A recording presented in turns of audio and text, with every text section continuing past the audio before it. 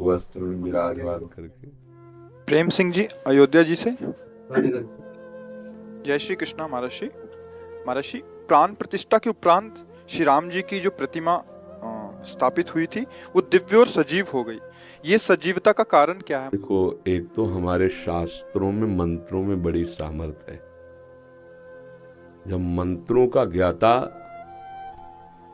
उस श्री विग्रह में भगवान का आवाहन वेद मंत्रों से, वेद किसी के द्वारा रचित नहीं है, ये अपौरुषेय है, स्वयं भगवान वेद के रूप में प्रकाशित है।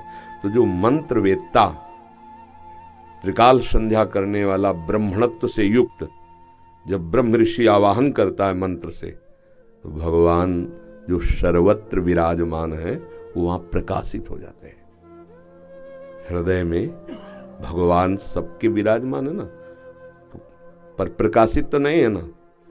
और जहां मंत्र जपे आप, तो हृदय में भगवान प्रकट हो जाते हैं, मंत्र का प्रभाव। अब वो विग्रह तो पाषाण का प्रकट में दिखाई दे रहा है, अष्टधातु का प्रकट में दिखाई दे रहा है, या चित्रपट दिखाई दे रहा है। जहां भावपूर्वक मंत्रों का उच्चारण किया गया तो भगवान वहीं प्रकट हो गए। मंत्रों में बड़ी सामर्थ्य है। जब जन्मेजय जी को ये पता चला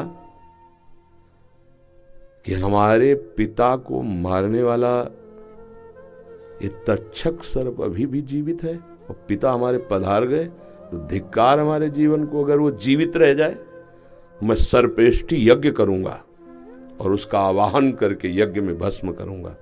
तुम्हें मंत्रों के प्रभाव की बात बता रहे हैं तो समझ जाओगे। बड़े बड़े ब्रह्म ऋषियों ने मिलकर सर्पेष्टि यज्ञ की, उसमें सर्पों के नाम लेकर आहुति दी जाती थी। जब ये पता चला तक्षक नाग को, तो देवराज इंद्र उसके मित्र थे, तो देवराज इंद्र के सिंहासन के पावे में लिपट गया हो कि मेरी रक्षा करो। जन्मेजय जी ने कहा कि हजारों फड़ वाले सर्पों को तो भस्म होते हुए मैं मंत्र से देख रहा हूं, जे भी जिस सर्प का नाम लिया जाए स्वाहा, सीधे आके यज्ञ कुंड में भस्म हो जाए। हजारों सर्प, लाखों सर्प, बड़े बड़े विशाल, ये तक्षक क्यों नहीं आया? तो उनका महाराज, तक्षक इसलिए नहीं आ सकता कि देवराज इंद्र के सिंहासन के पावे में लिपटा है। बोले ऐसा मंत्र नहीं कि सिंहासन सहित स्वाहा हो जाए। बोले आप आदेश करो, देवराज इंद्र सहित सिंहासन सहित तक्षक अभी, तो उनका हमारा आदेश है, यजमान का आदेश। मंत्र वेत्ता ब्रह्म ऋषियों ने जे ही मंत्र पढ़ करके, तो देवराज इंद्र तो कूद गए सिंहासन से, पर सिंहासन में लिपटा हुआ तक्षक ऐसे मड़रा रहा था। आस्तिक नाम के जो एक ब्रह्म ऋषि हुए, ये भांजे थे वासुकी नाग के, उन्होंने देखा कि तक्षक चित्कार मार रहा है, तो भांजे थे सर्पों के, वो तत्काल उन्होंने कहा तिष्ठ तिष्ठ, वही रोक दिया और जन्मेजय जी से कहा कि मैं भिक्षा मांगने आया हूं यज्ञ में, और मांगने वाले को यज्ञ में ना नहीं कहा जाता, ये आहुति मुझे प्रदान कर दो। वैसे यज्ञ बंद हुई। देवराज इंद्र सहित स्वाहा, अगर वो रोक ल देते, ल कूद ले जाते उसी में। द्रोणाचार्य जी ने मित्रता की द्रुपद से, तुम्हें मंत्रों की बात, द्रुपद से, द्रुपद जी ने कहा कि जब मैं राजा बनूंगा और कभी आपको आवश्यकता हो तो आप आ जाना, क्योंकि आप ब्राह्मण हैं, ब्रह्म ऋषि हैं, और मैं राजकुमार हूं। दोनों गुरुकुल में पढ़ते थे। बिल्कुल सारांश में बता रहे। द्रुपद राजा बने पांचाल देश के।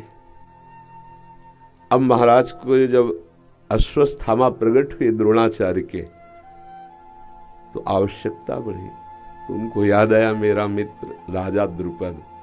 तो वहां गए द्रोणाचार्य जी और कहा मित्र पहचाने? तो उनका भिक्षुक होकर मेरे को मित्र बोलता है? तो उनका मैं द्रोणाचार्य हूं। बोले हाँ तो क्या हुआ, है तो भिक्षुक ही, तो मुझे मित्र कैसे कह सकता है? बोले गुरुकुल में हमारी आपकी मित्र, वो गुरुकुल था, इस समय मैं राज सिंहासन पर बैठा हूं और तुम बोलो क्या चाहिए, भिक्षा के रूप में ले सकते हो, मित्र कैसे बोल सकते हो? तो उनका नहीं, फिर नहीं, अब मैं तुम्हें दिखाऊंगा कि मैं कैसा भिक्षुक हूं। जब पांडवों और कौरवों को धनुर्विद्या की शिक्षा दी, पारंगत हो गए, तो कहा गुरुदक्षिणा, द्रुपद को परास्त करके बंदी बना के हमारे चरणों में डालो। कौरवों की तो सामर्थ्य नहीं रही, वो परास्त हो गए द्रुपद से। अर्जुन, उन्होंने कहा गुरुदेव ये गुरुदक्षिणा, अभी कुछ ही क्षणों में दिव्यास्त्रों के ज्ञाता और पांचों भाई केवल, कोई सेना नहीं, परास्त करके द्रुपद को बंदी बना के डाल दिया द्रोणाचार्य के चरणों में। द्रोणाचार्य जी ने कहा मित्र, अब स्वीकार करते हो मेरे मित्र, क्योंकि इस समय मैं राजा हूं, तुम परास्त पड़े हो चरणों में। तो हाथ जोड़कर खड़े हो, बोले अभी सर कटवा सकता हूं तुम्हारा, पर नहीं, मैंने तुम्हें मित्र कहा है, जाओ राज्य करो, पर भिक्षुक मत समझो। आज से आधे राज्य का कर हमारे घर भेजवाओगे और राजा तुम बनोगे। द्रुपद को बहुत अंदर क्रोध हुआ, पर स्वीकार कर लिया सब कुछ। अब वो इस बात में खोज रहे थे कोई मंत्रवेत्ता मिले जो द्रोणाचार्य का सर काटने वाला पुत्र पैदा कर सके। तो जब ऐसी बात करते तो ब्रह्म ऋषि जन ना कर देते। दो ऐसे ब्राह्मणत्व से युक्त मिले जिन्होंने तो यज्ञशाला से द्रोणाचार्य जी के वध का संकल्प करके हवन करने से धृष्टद्युम्न पैदा हुआ, द्रौपदी जी पैदा हुई। सुना है आपने? मंत्रों में इतनी सामर्थ्य है। फिर भगवान वेद तो स्वयं भगवान का स्वरूप है, और उन मंत्रों का जो उच्चारण करके आवाहन किया जाता है तो निश्चित भगवान उस विग्रह में प्रकाशित हो जाते हैं। मंत्रों में बड़ी सामर्थ्य है। ये लाला बाबू हमारे वृंदावन के महान संत हुए, पहले बहुत बड़े सेठ कलकत्ता के थे, तो उन्होंने श्री मोहन राधा मोहन चंद्रमा नाम के ठाकुर जी विराजमान किए। तो जब प्राण प्रतिष्ठा हुई तो परीक्षा के लिए मक्खन ऐसे रखा तो पिघल कर बहने लगा, क्योंकि ताप तभी होगा जब प्राण प्रतिष्ठित। ऐसे मंत्र से भगवान, और दूसरा भाव, महापुरुषों का भाव और मंत्र, दो से भगवान जहां चाहो वहां प्रकट कर लो। ते समाज गिरजा में रहेऊ, अवसर पाए बचन एक कहेऊ, हरि व्यापक सर्वत्र समाना, और प्रेम ते प्रकट होए मैं जाना। यदि मंत्र नहीं आता तो प्रेम हो तो भगवान प्रकट हो जाएंगे।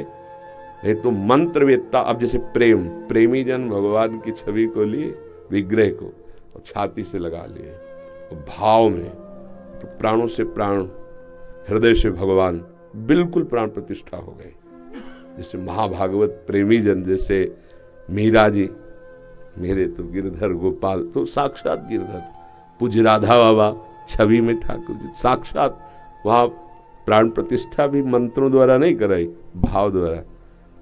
अब जो मंत्रों में और भाव में भी एक दो भक्तों के, असंख्यों भक्तों के भाव जुड़े हुए है।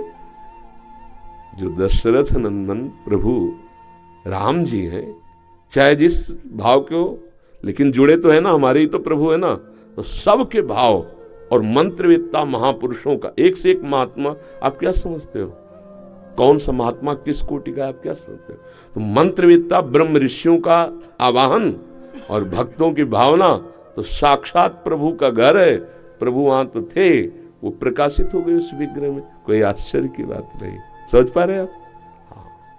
भाव से खंभे में किया तो नरसिंह प्रकट हो गए, मंत्र का उच्चारण भी नहीं किया। दो ही भाव हमने बताया, एक मंत्र एक भाव। लाखों भक्तों के भाव पहले ही वहां विराजमान है। फिर मंत्रवेत्ताओं, ऐसा नहीं कि न मंत्रवेत्ता रह गए, न ब्रह्म ऋषि रह गए, न ऐसा नहीं, सब है।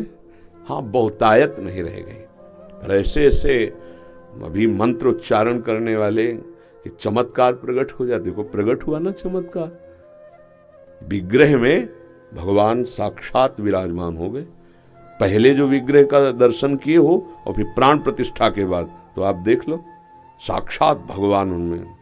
और ऐसे अनुभव होते रहेंगे, आज नहीं सदा होते रहेंगे कि भगवान साक्षात विराजमान है।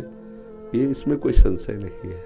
मंत्र और भाव दो के द्वारा भगवान प्रकट किए जाते हैं। जैसे हृदय में भी जो मंत्र नहीं जप रहा, नाम जप नहीं, जिसके भाव नहीं, भगवान भाववश्य भगवान जहां कहीं भी देखो। ये तो श्री भगवान की प्राण प्रतिष्ठा हुई। धन्ना जाट का नाम सुना है? उन्होंने बच्चे थे तो कथा हो रही थी, वहां बैठ गए तो पंडित जी कह रहे थे कि जो भगवान की सेवा नहीं करता, भोग नहीं लगाता, उसका जीवन व्यर्थ है।